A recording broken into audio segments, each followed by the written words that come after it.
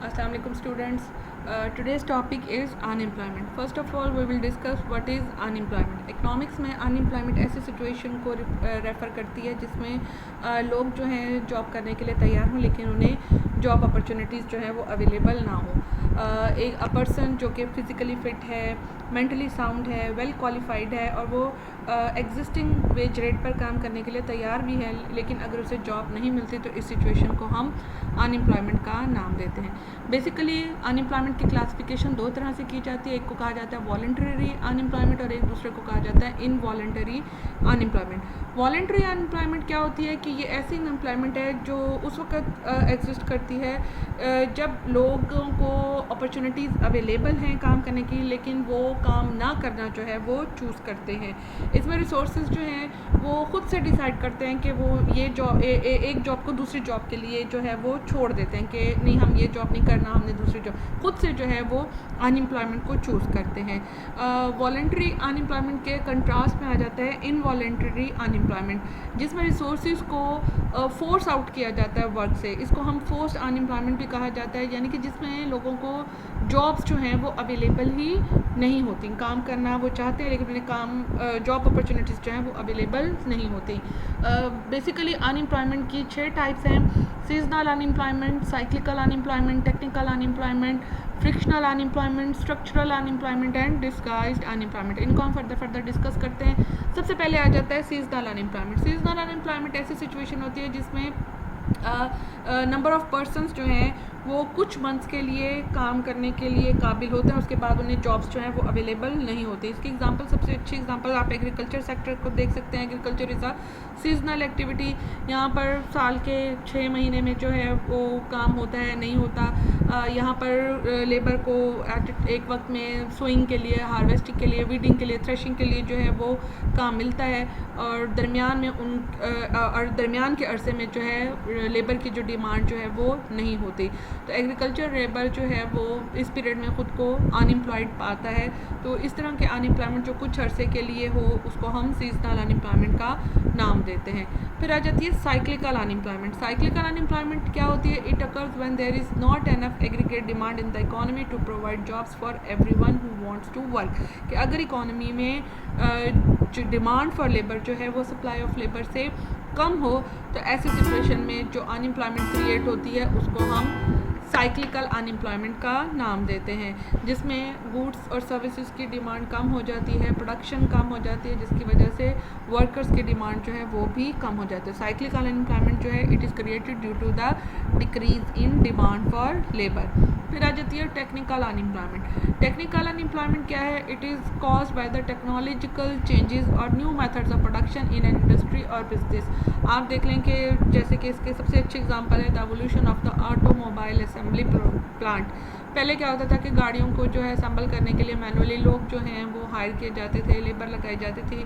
लेकिन technological innovation के बाद आज जो है रोबोट्स जो हैं उनको most of the human work के लिए जो है, हैंड वर्क के लिए जो है वो यूज़ किया जाता है कि ह्यूमन हैंड्स के बजाय जो है रोबोट्स जो हैं वो एम्प्लॉय किए जाते हैं.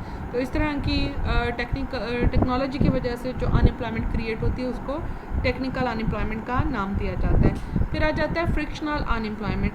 This is the type of voluntary unemployment. क्या होता है कि ये अनएम्प्लॉयमेंट उस वक्त क्रिएट होती है जब जॉब सीकर्स जो हैं अपनी पसंद की जॉब ढूंढने के लिए कुछ अरसे के लिए अनएम्प्लॉयमेंट होते हैं. एक जॉब से दूसरे जॉब के एक जॉब को करने एक जॉब छोड़ के दूसरी जॉब करने के अरसे के दौरान एक बंदा जितना अरसा अनएम्प्लॉयड रहता है उसको हम फ्रिक्शनल अनएम्प्लॉयमेंट का नाम देते हैं. ये कि अगर आप सोच लें कि आपने मज़ीद अच्छी जॉब करनी है और उसके लिए आप अपनी करंट जॉब को छोड़ देते हैं, तो करंट जॉब को छोड़ के अगली जॉब को पाने के दौरान जो आप अनएम्प्लॉयड होते हो उसको हम फ्रिक्शनल अनएम्प्लॉयमेंट का नाम लेते हैं. और फ्रिक्शनल अनएम्प्लॉयमेंट जो है वो हमेशा इकोनॉमी में जो है वो एग्जिस्ट करती रहती है. फिर आ जाती है स्ट्रक्चरल अनएम्प्लॉयमेंट. स्ट्रक्चरल अनएम्प्लॉयमेंट क्या होती है? स्ट्रक्चरल अनएम्प्लॉयमेंट जो है, this unemployment arises due to the structural changes in dynamic economy. ये अनएम्प्लॉयमेंट जो है स्किल्स की मिसमैचमेंट की वजह से जो है वो क्रिएट होती है। जैसे कि हम इसके एग्जांपल ले सकते हैं कि हैवी मैन्युफैक्चरर, जिसमें माइनिंग के हम एग्जांपल ले लेते हैं। आप देखें कि मैन्युफैक्चरर नाउ इन्वॉल्व्स मशीन्स के अब ह्यूमन बींग्स की जो है इतनी ज़्यादा हार्ड वर्किंग जो है इंसान नहीं कर सकते माइनिंग्स वगैरह में या दूसरी मैन्युफैक्चरर में, तो उसमें जो है मशीन्स का जो है वो यूज़ होता है। तो स्किल्स के मिसमैचमेंट की वजह से जो अनएम्प्लॉयमेंट क्रिएट होती है उसको हम स्ट्रक्चरल अनएम्प्लॉयमेंट का नाम देते हैं। Structural unemployment poses more of a problem because workers must seek jobs elsewhere और must develop the skills demanded. और ये प्रोसेस जो है वो बड़ा पेनफुल है, फ्रस्ट्रेशन क्रिएट करता है और इकोनॉमी में मे बी इसका नेगेटिव इम्पैक्ट भी पड़े। डिस्गाइज्ड एम्प्लॉयमेंट क्या होती है कि अगर किसी एक्टिविटी में बहुत सारे लोग इंगेज हो जहाँ पर उनकी इतनी ज़्यादा रिक्वायरमेंट ना हो, तो ऐसी सिचुएशन को हम डिस्गाइज्ड एम्प्लॉयमेंट का नाम देते हैं। फॉर एग्जांपल अगर किसी एग्रीकल्चर फील्ड में 3 लेबरर्स की ज़रूरत है, लेकिन उस इकोनॉमिक एक्टिविटी में 3 की बजाय 6 लेबरर एम्प्लॉय किए जाते हैं, तो रेस्ट ऑफ द 3 लेबरर जो कि एक्स्ट्रा हम एम्प्लॉय कर रहे हैं, they are called disguised unemployed. और इस तरह के अनएम्प्लॉयमेंट को हम डिस्गाइज्ड अनएम्प्लॉयमेंट का नाम देते हैं। तो ये थी अनएम्प्लॉयमेंट जिसकी हमने डिफरेंट टाइप्स जो हैं उनको डिस्कस की। अनएम्प्लॉयमेंट की कॉस्ट क्या हो सकती है? 2 तरह की कॉस्ट होती है, एक होती है पर्सनल कॉस्ट और दूसरी होती है इकोनॉमिक कॉस्ट। पर्सनल कॉस्ट क्या होती है? पर्सनल कॉस्ट में आ जाता है लॉस ऑफ पे चेक्स के, इसमें अनएम्प्लॉयड को अर्निंग्स हासिल नहीं होती, अनएम्प्लॉयड जो है वो अपने सेल्फ स्टीम को खो देता है, लाजमी बात है उसके लिए इन फ्यूचर जो है नई जॉब ढूंढना जो है वो काफ़ी मुश्किल हो जाता है। इसके अलावा बहुत से सोशल प्रॉब्लम्स जो हैं वो क्रिएट होते हैं, स्पेशली यूथ में, कि वो क्राइम की तरफ चले जाते हैं, वायलेंस की तरफ चले जाते हैं। तो ये पर्सनल कॉस्ट है। इकोनॉमिक कॉस्ट क्या होती है? इकोनॉमिक कॉस्ट ये होती है कि अनएम्प्लॉयमेंट की वजह से आउटपुट जो है उसमें कमी होती है, लेबर प्रोडक्टिविटी कम होती है।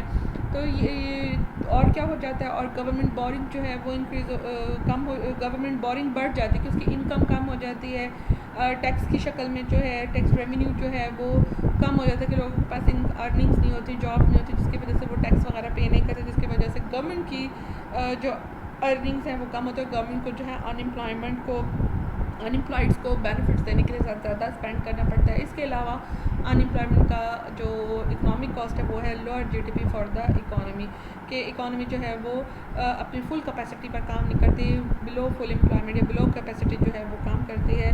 This is insufficient and will lead to lower output and income. तो ये जो थी ये इसकी कॉस्ट आ गई थी अनएम्प्लॉयमेंट की। अनएम्प्लॉयमेंट की कॉजेज़ क्या हैं? There are several causes of unemployment. सबसे पहले हाई पॉपुलेशन ग्रोथ, कि पॉपुलेशन ज़्यादा हो तो गवर्नमेंट जो है उसके लिए बहुत मुश्किल है कि एग्जिस्टिंग पॉपुलेशन को जो है उनकी रिक्वायरमेंट के मुताबिक जो है वो जॉब्स जो हैं वो प्रोवाइड करें। इसके अलावा एम्प्लॉयमेंट अपॉर्चुनिटीज़ की कमी होती है, सीजनल अनएम्प्लॉयमेंट होता है, joint family system is a big cause of the unemployment.